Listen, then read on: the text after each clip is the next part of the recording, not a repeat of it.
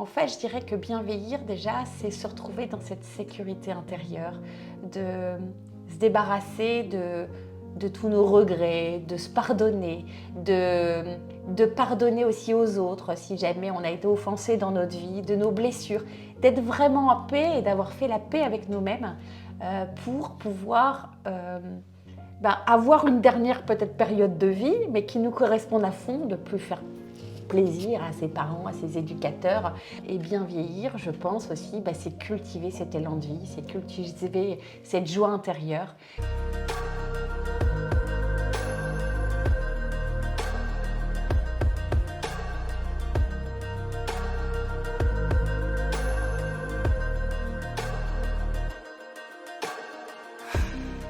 Eh bien, écoute, merci Zélie de m'accueillir chez toi. C'est la deuxième fois qu'on me voit et aujourd'hui, on voudrait aborder le sujet de est-ce que c'est simple de vieillir ou est-ce que c'est difficile justement de vieillir?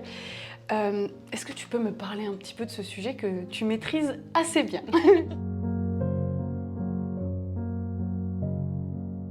Alors, je ne sais pas si je maîtrise assez bien, mais en tout cas, ce sujet-là me passionne et je trouve qu'il est vraiment dans l'air du temps. Alors, est-ce que c'est simple ou est-ce que c'est difficile? Je dirais que c'est un certain point de vue. En tout cas, dans notre société à nous, c'est réellement un sujet et je pense qu'aujourd'hui, avec l'ère de la visibilité, en effet, la vieillesse, c'est quelque chose que l'on n'aborde pas forcément de manière positive. Donc, je dirais qu'il est plus difficile de vieillir aujourd'hui, même s'il peut y avoir différents points de vue.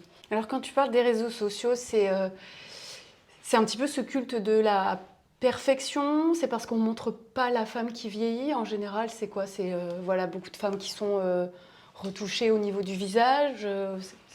Alors, je dirais que, comment dire, aujourd'hui, en fait, c'est comme si la vieillesse était invisible, elle était occultée, alors c'est devenu aussi une revendication, c'est-à-dire je suis libre, je veux vieillir comme je veux, mais c'est vrai qu'il n'y a pas une... En fait, ça devrait être un non-sujet aujourd'hui, c'est devenu un sujet, parce que c'est devenu une sorte de tabou en fait. On n'aime pas trop en parler. En fait, il y a plusieurs significations par rapport à ça ou interprétations, c'est que on lie en fait, je trouve, la vieillesse à la finitude. Et la finitude, c'est une peur existentielle, c'est-à-dire qu'on a tous peur des fins. On adore les débuts, mais on n'aime pas les fins. Et donc, on s'en défend de ça parce qu'en fait, on n'a pas du tout envie de vieillir, on n'a pas envie de finir.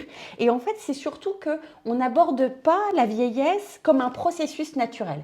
D'ailleurs, la vieillesse, j'ai envie de dire, il y a certaines cultures où on va appeler ça plutôt les anciens, on ne va pas se dire la vieille dame, le vieux monsieur, on va dire les anciens. Ça donne plus la notion de savoir. Oui, les sages, même, on parle de sagesse. Et je vois, par exemple, moi qui voyage, par exemple, au Maroc, on a une grande admiration aussi pour ces anciens qui sont dans la transmission de la culture, qui sont d'une certaine sagesse, d'une certaine écoute. Et je pense que du coup, ça fait beaucoup moins peur. En fait, en tout cas, c'est pas comme si c'était des gens qui faisaient plus partie de l'aventure, parce qu'il y a une première aventure de vie, qui va être la jeunesse, et puis après, il va y avoir une autre aventure qui va être l'aventure alors de vieillesse, mais je dirais que c'est la sémantique qui ne va pas, parce que quand on pense vieillesse, on pense peut-être maison de retraite, isolement, solitude. Et c'est un petit peu ce qui se passe dans pas mal de familles. En fait, on écarte, alors qu'on a plein de choses à récupérer, de la même manière que nous, jeunes, à transmettre. Mais on a tendance quand même à mettre de côté. Oui, on écarte parce qu'on n'a pas envie de le voir. Et d'ailleurs, je pense que dans les peurs existentielles, il y a vraiment la peur de ne plus être utile. Il y a la peur aussi de devenir invisible. C'est pas humain en fait que d'être rejeté. Ça fait partie aussi, le rejet fait partie aussi d'une peur existentielle. Donc c'est vrai que c'est associé à tout ça en fait. Et comme on n'en parle pas, ça en fait aussi un peu un sujet tabou ou une revendication si on décide en fait d'être dans une certaine maturité, je dirais, mais qu'on a envie en fait de vivre libre, jeune, parce que je dirais que la jeunesse et la vieillesse, c'est aussi un état d'esprit. Moi, je rencontre chez mes clients des gens qui sont jeunes, mais qui sont déjà vieux en termes d'état d'esprit, parce que ça parle de l'élan de vie. Et à côté de ça, moi je vois, il y a des gens qui ont 70 ans, qui viennent dans le désert avec moi par exemple, et qui sont d'une jeunesse et d'un élan de vie, d'une lumière incroyable, et en fait ils sont pétillants. Et ces gens-là, ils apportent énormément dans l'intergénérationnel. Et ça c'est intéressant aussi, cet intergénérationnel, c'est qu'on devrait davantage mélanger pour que les jeunes ne pensent pas à la place des vieux et que les vieux ne pensent pas à la place des jeunes. Et qu'ensemble, en fait, on puisse se dire qu'on est dans Se une... transmettre des choses. Oui, carrément. Il y a beaucoup ce truc d'ailleurs des personnes âgées ou même de tu n'es qu'un enfant, tu vas pas m'apprendre, enfin voilà. Alors qu'en fait, en tant que nouvelle génération, on a forcément un nouveau savoir à transmettre aussi à des personnes âgées. Et vice-versa, forcément, de par le vécu, la sagesse, les erreurs qui ont déjà été produites, on a des conseils à donner. Mais je pense que de la même manière que quelqu'un de jeune a beaucoup à transmettre dans son nouveau monde que cette personne n'a peut-être pas connu, quoi. Carrément, je pense qu'il peut y avoir un conflit de génération, mais il peut y avoir carrément une complémentarité. Et puis je pense aussi que quand on rentre dans cette ère alors, de vieillesse que je n'aime pas citer comme ça, il y a aussi qu'on est plus dans l'être, on est moins dans le faire. Quand on est jeune, on est beaucoup dans l'action. Et donc c'est génial aussi de pouvoir concilier ce savoir-faire et ce savoir-être, et puis d'apprendre, parce que voilà, peut-être aussi que nos anciens, ils ont cette capacité d'écoute, de sagesse, de ne moins intervenir. Il y a une place de l'ego qui pour moi est moins importante.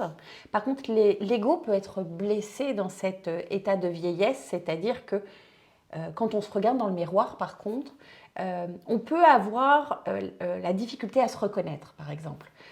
Et donc, on voit toujours la perte, mais on ne voit pas le gain. Et alors, l'humain, avec un grand H, déteste la perte. Il a envie de plus, de gagner, etc. Et donc, je trouve qu'on devrait plutôt insister sur les représentations de... On gagne en quoi, en fait, en vieillissant? Carrément. On va gagner en quoi? On va gagner en sérénité. Certes, on sera peut-être moins souple, mais on va gagner en ancrage, par exemple. On va gagner aussi sur le fait de s'en foutre davantage, de moins se comparer aux autres, de vivre plus librement, d'assumer ses choix, d'être plus dans la confiance. Voilà tout ce que ça peut amener aussi. Et puis après, il y a aussi, j'ai une vie, et qu'est-ce que j'ai envie d'en faire cette vie? On peut être jeune et avoir peu de projets, on peut être plus âgé et avoir des vrais projets. Et je pense que les projets, c'est ce qui permet, les projets, ça permet aussi de se sentir vivant. Parce que c'est plutôt ça en fait, c'est pas de se sentir vieux, c'est de se sentir vivant encore. Et Tu penses qu'il y a un lien d'un point de vue de par l'énergie que développe dans le corps en fait le rayonnement, le fait d'avoir des envies, des passions, des rêves qu'on veut réaliser. Tu penses que ça change quelque chose au niveau de comment on se sent au niveau de son vieillissement? Oui, je pense qu'il y a plein de choses. Déjà, de savoir encore s'émerveiller, de savoir encore écrire des nouvelles choses. Moi, j'ai un carnet sur lequel j'écris toujours, voilà, quelles sont les premières choses que j'ai envie de vivre. Et je me dis, pourquoi ça s'arrêterait? C'est pas parce qu'à un moment donné, on est plus avancé dans l'âge, qu'on n'a pas le droit d'avoir des premières fois, de se surprendre, de se dépasser. En fait, c'est de garder aussi de la fierté. Et puis, je pense aussi que si on s'isole, parce qu'il y a l'isolement malheureusement, et ça, il faut absolument l'éviter parce que ça fait vieillir, mais il y a des gens qui s'isolent aussi tout seuls. Et je trouve qu'on est plus à l'aise avec cette solitude peut-être en vieillissant, parce qu'il y a une solitude qui est choisie, il y a une solitude qui est subie, c'est la solitude subie qui est très difficile à vivre, mais ça contribue justement à... ça peut contribuer à une certaine spiritualité aussi, mais ça contribue à une certaine sagesse, à un certain calme intérieur. En fait, je dirais que bien vieillir, déjà, c'est se retrouver dans cette sécurité intérieure, de se débarrasser de tous nos regrets, de se pardonner, de pardonner aussi aux autres si jamais on a été offensé dans notre vie, de nos blessures, d'être vraiment en paix et d'avoir fait la paix avec nous-mêmes pour pouvoir... avoir une dernière peut-être période de vie, mais qui nous corresponde à fond, de plus faire plaisir à ses parents, à ses éducateurs, de se débarrasser de plus être peut-être dans une espèce de construction, mais d'être plutôt en train de profiter peut-être de tout ce qu'on a pu construire en fait, de dire voilà, je suis plus dans cette étape de monter en grade, nanana, avec beaucoup de trucs dans la tête comme ça, beaucoup de cases à cocher. Et de plutôt se laisser complètement porter par ces derniers moments de bonheur. Carrément, plus dans la contemplation, moins dans la performance. Et puis après, c'est super important aussi de se dire qu'il n'y a pas d'âge pour encore aimer. Parce qu'aimer, quand même, ça donne des papillons dans le ventre et puis des étoiles dans les yeux. Et on voit, par exemple, il y a des gens en maison de retraite, ben, ils tombent amoureux. Et d'un coup, ils ont comme 20 ans, ils pétillent. Donc ça, c'est super. De cultiver le sens de l'humour aussi. Je pense qu'à tout moment, on peut vraiment bien se marrer et ça fait quand même du bien. D'avoir aussi de la tendresse avec ses petits-enfants, mais avec aussi d'autres gens. Et ça, c'est hyper important parce qu'on se rend compte aussi qu'en vieillissant, peut-être on est moins touché, on a moins de contact. Donc de se relier avec tout ça, d'apprendre aussi. Je pense qu'apprendre, il n'y a pas d'âge pour Oui, retourner continuer en de formation. nourrir son être par des choses qui... Oui. Ça peut être par des documentaires, des lectures. Carrément. Ouais. Oui. Et puis de transmettre aussi, de se dire, voilà. Et ensuite, c'est de se reconnecter à son fil rouge de vie, c'est-à-dire que demain, peut-être, il y aura une fin. Hein, on va en parler comme ça, comme une mort en fait, il va y avoir une fin. Mais pour l'instant, je suis vivant. Et finalement, qu'est-ce que j'ai envie de faire avant de partir? Et ça peut être aussi un vrai projet de vie, un dernier projet de vie, mais dans lequel on a toute la liberté.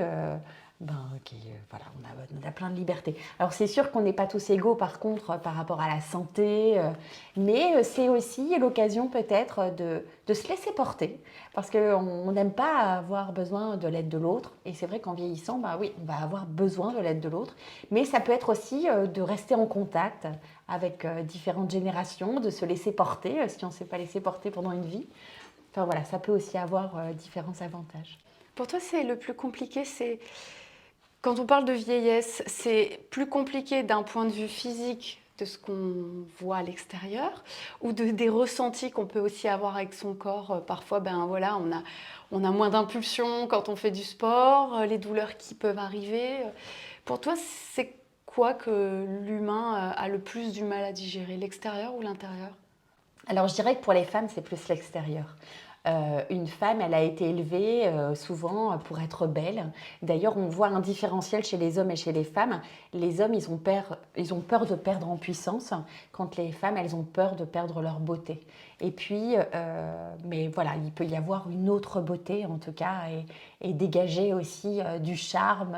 On ne va pas parler de corps, mais on va plus parler de silhouette, par exemple. C'est sûr qu'il y a un renoncement à ce corps parfait, et c'est de se dire aussi que si je regarde en permanence vers le passé, ça va m'amener de la tristesse, ça ne va pas m'amener de la joie. La nostalgie Voilà. de ton visage, d'un vécu, de ce qu'on pouvait faire avant avec tel ou tel physique.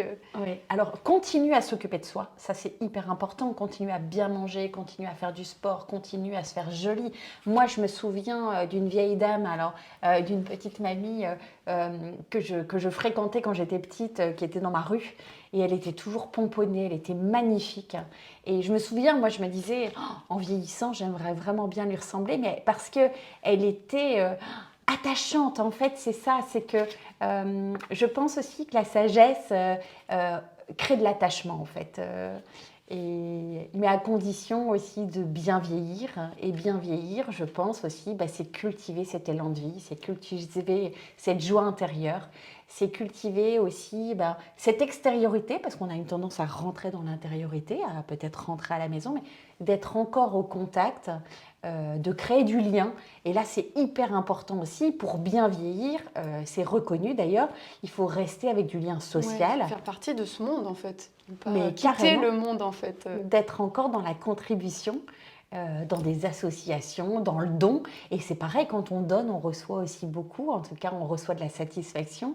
Et dans les différentes associations aussi, on peut rendre compte que bah, y a c'est intergénérationnel, donc on peut rencontrer voilà, des gens de tout âge. Donc ça permet aussi de la mixité. Et je trouve que peut-être ça serait intéressant, et ça commence, on commence à le faire. On mélange des crèches, par exemple, avec des établissements aussi Des pour, retraites, ouais, ouais. pour personnes âgées. Et je trouve ça super aussi, cette interdépendance ouais, pour cultiver la joie. Carrément. Ça serait quoi ton petit conseil à quelqu'un qui a peur, qui est traumatisé de vieillir, parce qu'on en entend, on le sait autour de nous, ah non, je peux pas vieillir, oh non, je peux pas être cheveux blancs. Ça serait quoi ton premier conseil?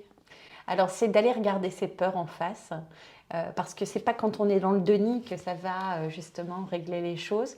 Et voilà, si j'ai peur d'être isolée, si j'ai peur, je ne sais pas, moi par exemple, qu'on ne s'intéresse plus à moi, si j'ai peur de ne plus être utile, si j'ai peur de ne plus être choisie, de ne plus séduire, enfin, il y a plein de peurs qui peuvent arriver par rapport à ça. Et ça, c'est pas très humain en fait, on n'a pas envie de ça. C'est d'aller les affronter et de savoir voilà, qu'est-ce qu'il me faudrait, qu'est-ce que j'ai envie d'organiser pour que ça ne se passe pas. Est-ce qu'il ne faut pas que j'aille peut-être vieillir en collectivité, avec des amis?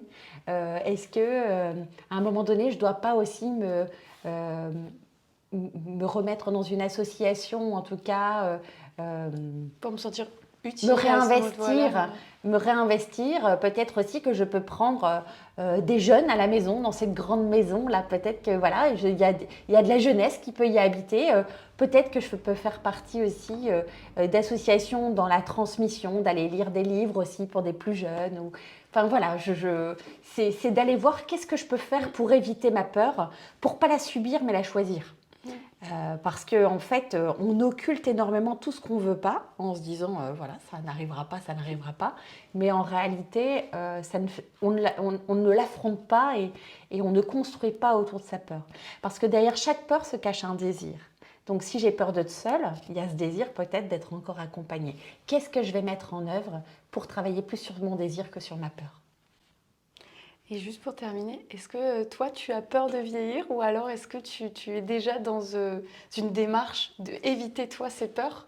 Alors, je pense, comme 78% des personnes interrogées, il peut y avoir chez moi une forme de peur de vieillir, mais qui n'est pas très grande. Parce que je me dis souvent que je n'ai pas assez d'une vie pour faire tout ce que j'ai envie de faire. Et pour moi, en fait, je ferai sans doute un autre métier ou une autre mission. Et puis, il y a plein de choses que je n'ai pas le temps de faire pour le moment et que j'ai programmées, mais pas dans cette vie-là. En fait, c'est comme si j'avais plein de vies et pas qu'une seule vie. Donc, la vie d'après, voilà, je la découpe en morceaux et je sais déjà qu'elle va être remplie de plein de projets. J'aimerais retourner à la peinture. Enfin, il me faudra du temps et puis d'aller peut-être faire des câlins un jour à des enfants qui en manquent dans les pouponnières. Enfin, voilà. Et de renouer avec tout ça. Et j'ai pas encore eu le temps de faire tout ce que j'avais envie de faire. Donc, je dirais qu'elle est assez modérée. En tout cas, elle prend pas beaucoup de place. Tant mieux. Après, tu rayonnes, tu fais plein de trucs. Donc, écoute, je suis pas étonnée en fait. Je pense que tu te sens comblée, remplie. Tu aimes ta vie en fait. Ne serait-ce qu'un ça, tu es lumineuse. Et de par ce que tu fais en fait. C'est gentil. Donc, tu te remplis de beaucoup de choses qui te. C'est pas pareil, comme tu disais tout à l'heure, à un moment donné. Quand on ne va pas vers l'extérieur, oui, la nouvelle ride, si tous les jours on regarde que ça dans le miroir, bah oui, la nouvelle petite ridule que personne ne va voir, bien sûr qu'on va tomber dessus et qu'on va voir que ça. Mais je pense que quand on est dans la création et qu'on va vers nos buts, nos rêves et qu'on est animé, il y a une espèce de relan d'énergie. Et du coup, t'es très lumineuse parce que je pense que tu as plein d'idées et que tu as plein de rêves et tu sais déjà que tu ne pourras pas tout faire, quoi. J'ai plein d'envie en tout cas et j'ai envie de vibrer. Enfin, et ce que j'allais dire aussi par rapport à ça, c'est que justement, toute sa vie, on se met en action, on se met en action. Et je pense aussi qu'on se connecte à un état émotionnel en vieillissant beaucoup plus fort. D'ailleurs, les hommes, surtout, moi je vois des hommes que je rencontre dans le cadre de mon métier, ils ont accès à leur vulnérabilité et ça les rend aussi ultra attachants.